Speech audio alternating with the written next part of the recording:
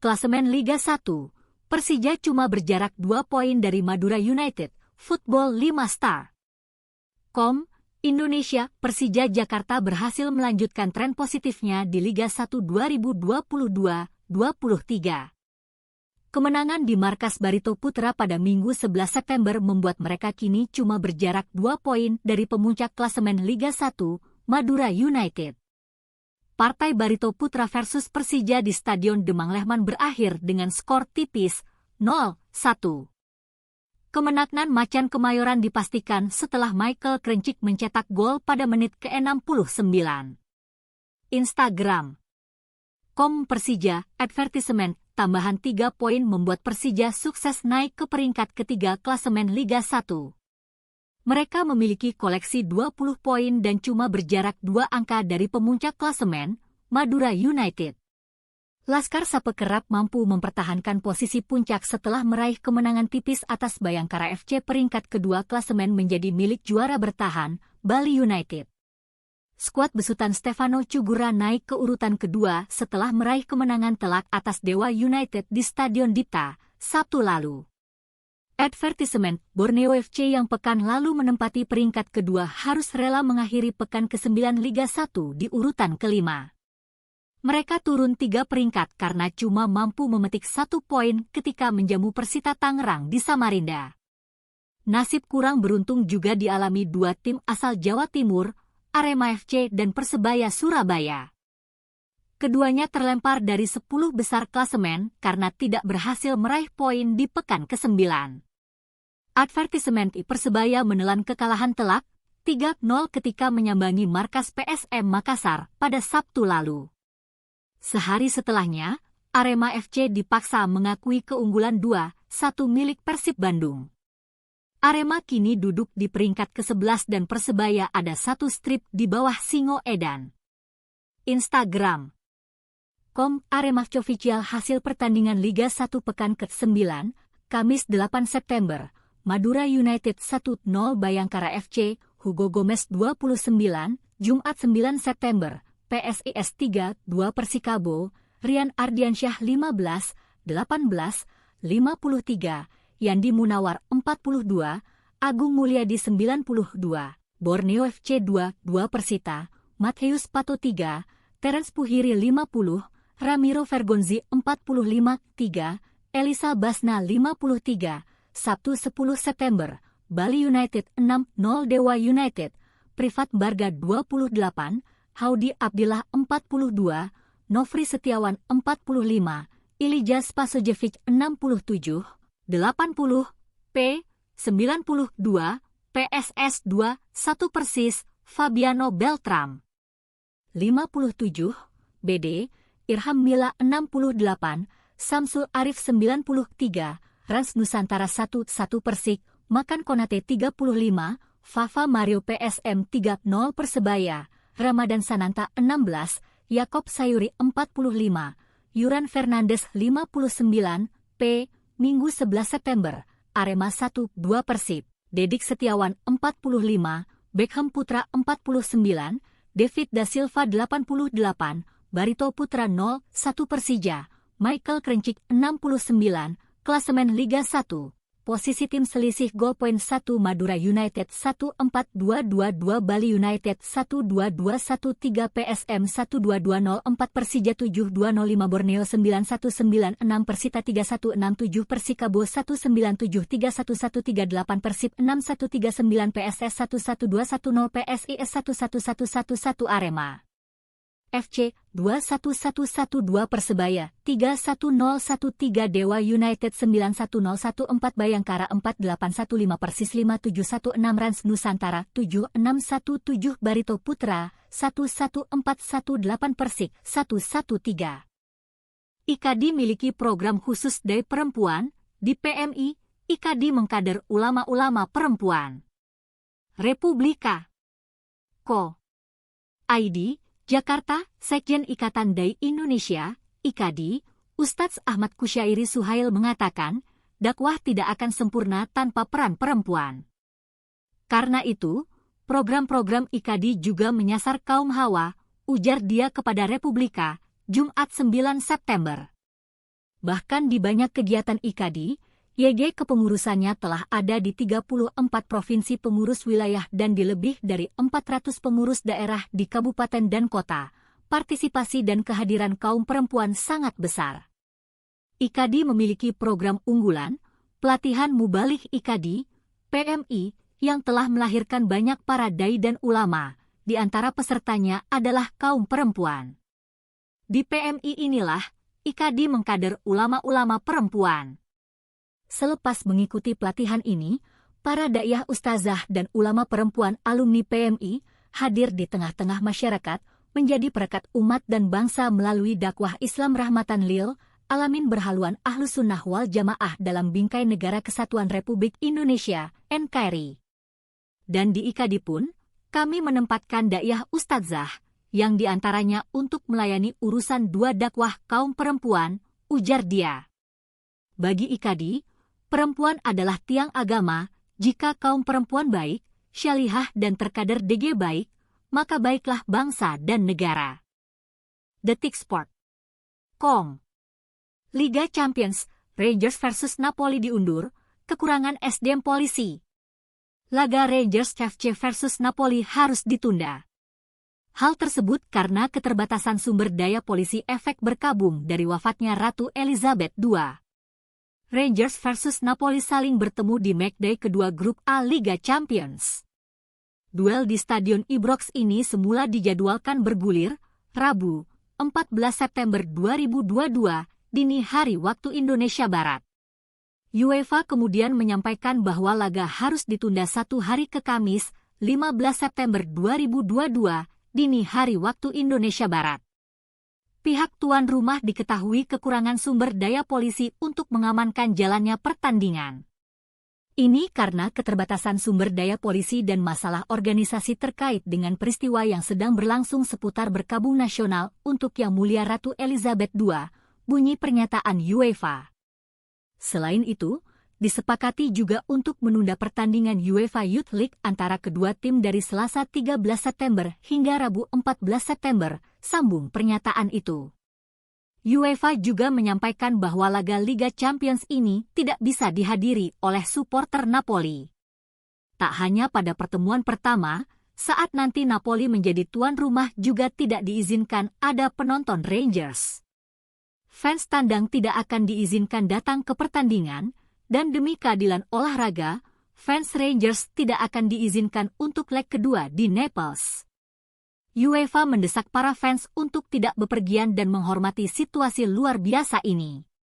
Napoli memulai perjalanan di Liga Champions musim ini dengan sangat baik setelah mengalahkan Liverpool 4-1. Rangers justru hancur banget setelah digilas Ajax 0-4. Detiksport.com. Pertandingan Liga Inggris di London bakal dipindah, Liverpool ketiban untung, Reuters. Pertandingan Liga Inggris pekan ke-8 yang dijadwalkan di London bakal dipindah. Jika benar terjadi, Liverpool mendapat berkah dari kebijakan tersebut. Beberapa laga pekan ke-8 Liga Inggris 2022-2023 mepet dengan jadwal pemakaman Ratu Elizabeth II. Operator Liga Inggris tengah mempertimbangkan untuk memindahkan venue pertandingan yang semula dijadwalkan digelar di London, Inggris dalam masa berkabung selama 10 hari. Namun itu artinya, pekan ke-8 Liga Inggris musim ini sudah bisa digelar pekan depan. Kendati demikian, sempat beredar kabar laga Liga Inggris pekan ke-8 yang digelar di London kemungkinan juga akan mengalami penundaan. Hal itu dikarenakan kurangnya personel kepolisian untuk mengamankan pertandingan.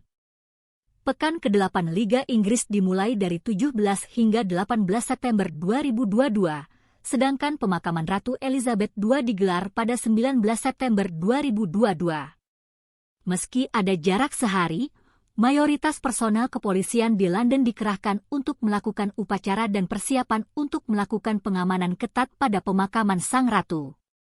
Itu artinya, tidak cukup personel untuk mengamankan pertandingan yang digelar di London.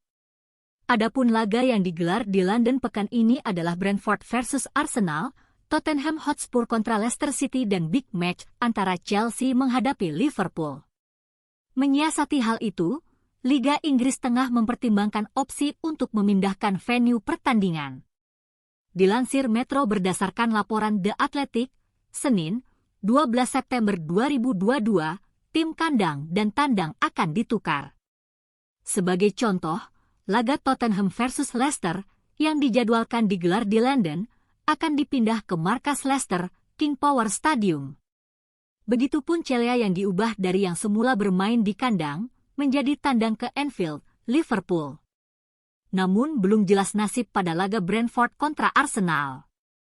Pasalnya, keduanya merupakan klub yang bermarkas di London. Sementara itu, laga yang digelar di luar London tetap akan digelar sesuai jadwal. Hingga saat ini, belum ada pernyataan resmi dari pihak Liga Inggris. Detiksport.com. Liga Italia. Juventus versus Salernitana. Skor 2-2, ada drama VAR dan banjir kartu merah. Juventus berhasil selamat dari kekalahan saat menjamu Salernitana dalam lanjutan Liga Italia. Sempat tertinggal 2 gol, Juventus mampu menyamakan menjadi 2-2.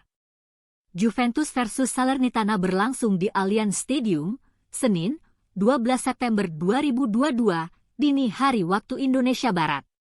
Meski memulai laga dengan baik, Juventus harus menuntaskannya dengan hasil imbang. Salernitana mencetak 2 gol di babak pertama lewat Antonio Candreva dan eksekusi penalti Christoph Piatek. Juventus baru bisa menyamakan skor di babak kedua lewat Gleison Bremer dan Leonardo Bonucci. Hasil ini membuat Juventus duduk di posisi ke-8 klasemen Liga Italia dengan 10 poin. Salernitana ada di urutan ke-10 dengan 7 poin. Jalannya pertandingan. Bianconeri nyaris memimpin di menit ke-6 saat Fabio Miretti mampu menembus kotak penalti lawan dan melepaskan tembakan, namun kiper Luigi Sepe masih bisa bikin penyelamatan. 2 menit berselang, Miretti kembali mengancam Salernitana lewat tembakan keras, namun Sepe kembali piawai. Ada bola rebound dari tembakan tersebut yang gagal dimanfaatkan dengan baik oleh Moise Kean. Juventus malah kecolongan lebih dulu di menit ke-18.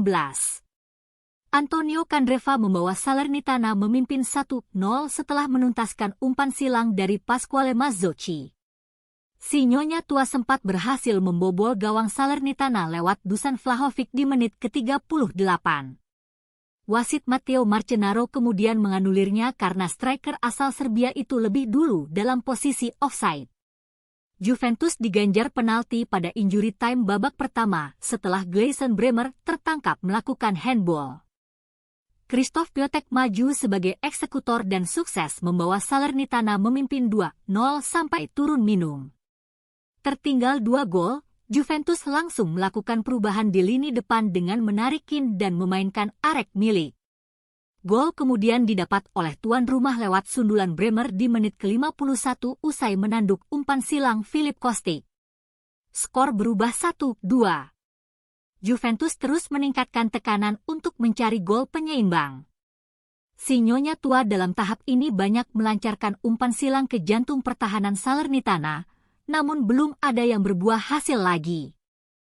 Peluang emas Juventus di menit ke-87 gagal berbuah gol. Bola sambaran Danilo yang diarahkan ke tiang jauh terlambat disambar Milik. Juventus mendapatkan hadiah penalti di injury time setelah Alexandro dilanggar. Leonardo Bonucci maju sebagai eksekutor dan bola dapat ditepis, namun bola rebound mampu disambar sang kapten. Drama kemudian terjadi. Juventus tak lama berselang menambah gol lagi lewat sundulan Milik, yang kemudian dirinya diganjar kartu kuning kedua karena selebrasi buka baju. Keributan kemudian terjadi setelah VAR melakukan intervensi. Setelah melihat monitor, wasit menganulir gol itu karena ada pergerakan Bonucci yang offside meski tak mengenai bola. Wasit juga memberikan kartu merah kepada bek Salernitana Federico Fazio. Juventus menambah kartu merah yang diterima Juan Cuadrado dan pelatih Massimiliano Allegri. Laga pun tuntas 2-2. Beda nasib 2 wakil ASEAN di kualifikasi Piala Asia U20 2023, Football 5 Star. Indonesia kualifikasi Piala Asia U20 2023 sudah dimulai pada Sabtu, 10 September 2022. Dari 8 laga yang berlangsung di Grup A hingga Grup D, 2 diantaranya melibatkan 2 wakil ASEAN, yakni Laos dan Myanmar. Hasil yang diraih keduanya ternyata bertolak belakang. Timnas U20 Laos menang, sementara Timnas U20 Myanmar kalah. Timnas U20 Laos yang menjadi tuan rumah Grup C membuka kiprahnya dengan ciamik. Tim asuhan Michael Weiss menangguk kemenangan 3-0 atas Guam.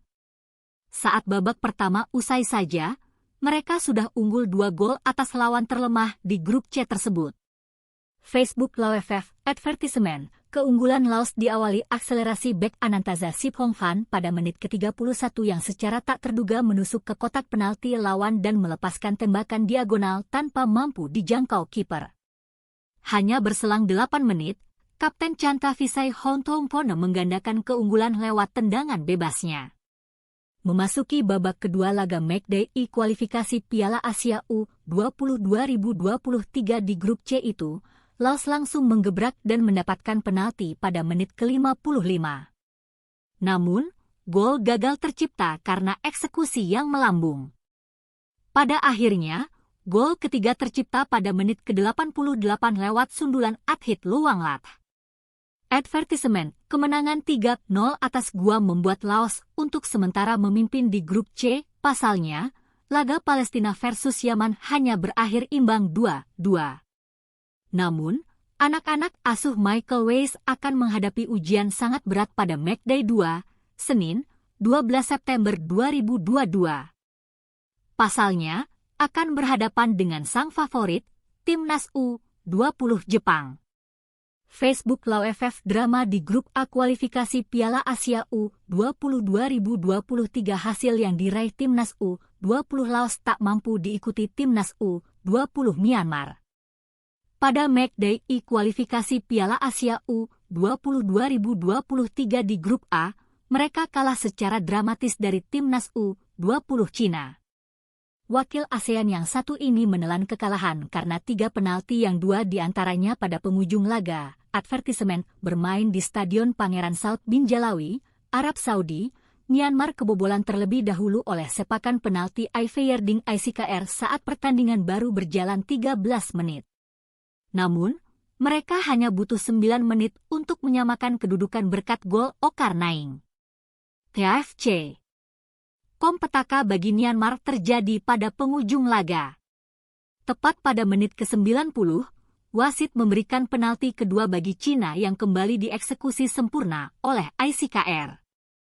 Hanya 5 menit berselang, hukuman penalti kembali didapatkan Myanmar.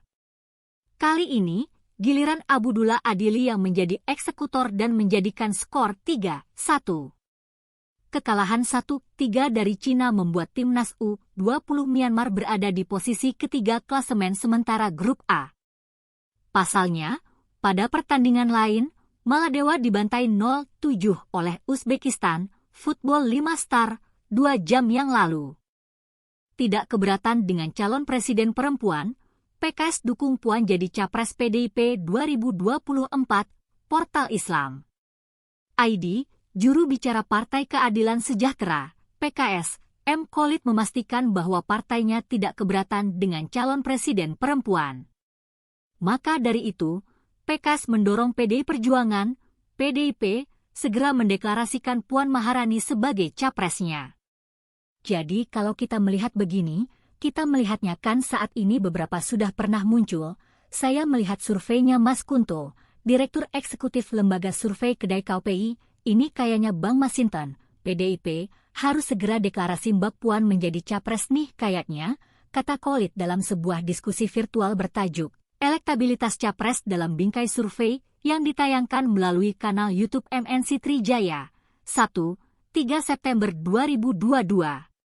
Dalam survei yang dikeluarkan Kedai KPI, elektabilitas Puan merangsek naik menjadi 8%. Padahal biasanya elektabilitas Puan tak lebih dari 1 hingga 2% saja. Kedai KPI sudah kasih skor yang bagus itu Bang Masinton. Jadi kalau PKS itu makin banyak poros, di Pilpres 2024 semakin bagus, ucap Khalid. Dalam kesempatan yang sama, Sekretaris Majelis Tinggi Partai Demokrat Andi Malarangeng juga mendorong Puan maju sebagai capres dari partai berlogo banteng moncong putih itu. Pada dasarnya, kalau saya melihat, saya dukung Mbak Puan mau jadi calon presiden. Bagus itu, ujar Andi. Menurut Andi, kehadiran Puan dalam bursa capres tentu akan menjadi alternatif atau pilihan bagi masyarakat terkait sosok capres yang akan dipilih pada pemilu 2024 nanti. Mbak Puan saya rasa bagus bagi negeri ini, sehingga kita punya calon, kita punya pilihan-pilihan dan apakah terpilih atau tidak itulah yang menjadi persoalan, tutur dia. Pasalnya, kata Andi, saat ini rakyat menantikan sosok pemimpin yang memiliki kapasitas maupun kompetensi agar dapat terkoneksi dengan baik. Sehingga apa yang dilakukan olehnya dapat diresapi betul oleh rakyat. Bahkan, kata dia, Puan sangat berpeluang maju dalam bursa Capres 2024 mendatang.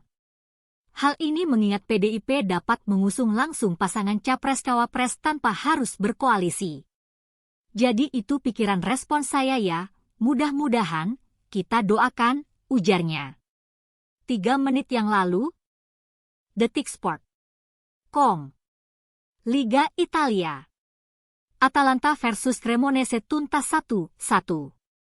Atalanta gagal meraih poin penuh saat melawan Cremonese di pekan ke-6 Liga Italia. Ladea ditahan imbang 1-1. Menjamu Cremonese di Gewi Stadium, Bergamo, Minggu, 11 September 2022, Atalanta mendapat perlawanan ketat. Jual beli serangan terjadi sejak menit awal. Cremonese banyak melepaskan tembakan dari luar kotak penalti yang membuat kiper Atalanta, Juan Musso, kerja keras mengamankan sarangnya. Begitu juga tuan rumah, yang mengancam dari luar kotak penalti, namun juga bisa dimentahkan kiper lawan. Hingga babak pertama tuntas, tak ada gol tercipta. Skor masih 0-0 buat Atalanta versus Cremonese. Baru di babak kedua, Atalanta sempat bikin gol. Teun Koopmeiners sempat menjebol gawang Cremonese di menit ke-63, namun dianulir VAR karena ada handball dari Caleb Okoli. Atalanta akhirnya mendapat gol sungguhan di menit ke-74. Bek merih Demiral bisa menanduk umpan Koopmeiners menjadi gol dalam situasi bola mati. Tuan rumah unggul 1-0. Namun, keunggulan Atalanta tak bertahan lama. Cremonese bisa menyamakan skor menjadi 1-1 4 menit berselang lewat aksi Emanuele Valeri yang memanfaatkan bola muntah sepakan Santiago Ascacibar. Hingga laga bubar, Atalanta dan Cremonese tak bisa menambah gol lagi. Skor 1-1 menjadi hasil akhir pertandingan. Meraih 1 poin gagal membuat Atalanta menggusur Napoli di puncak klasemen Liga Italia. Raihan Atalanta kini masih 14 di peringkat 2, sama dengan Napoli, yang memimpin di peringkat pertama berkat unggul selisih gol.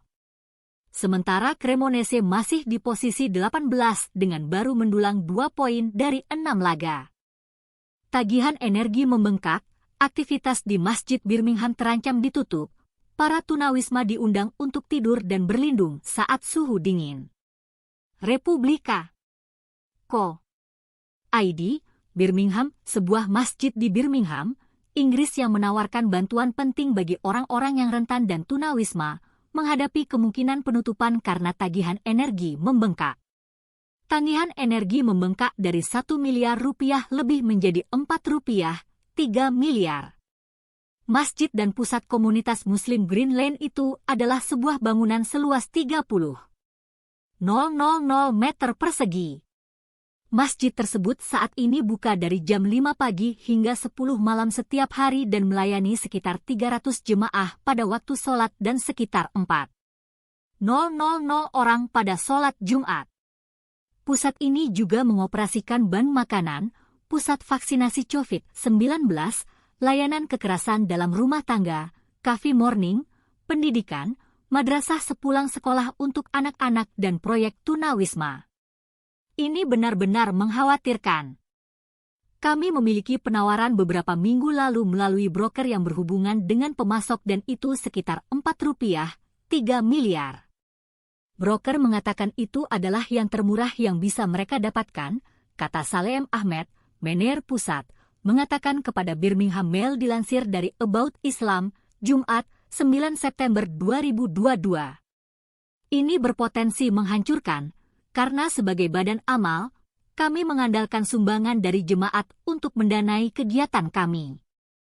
Kami juga mengajukan hibah untuk mendanai proyek-proyek kesejahteraan dan kekerasan dalam rumah tangga kami, tambahnya.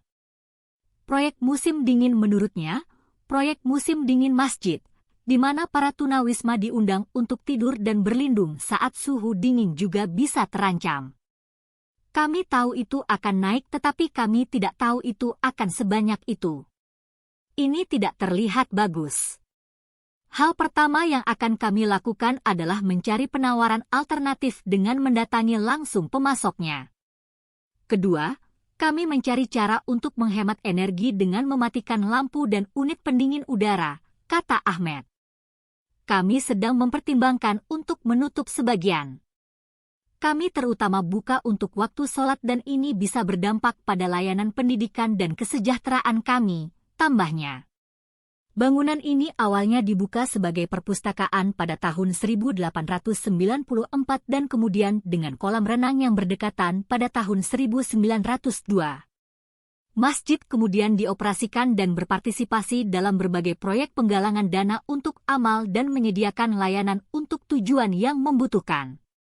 Masjid ini juga terkenal karena memenangkan penghargaan bergengsi dari masyarakat Victoria karena melestarikan sejarah lokal. 1 menit yang lalu, pukul 12.21, dalam daftar, 40 item. Detik Sport.com.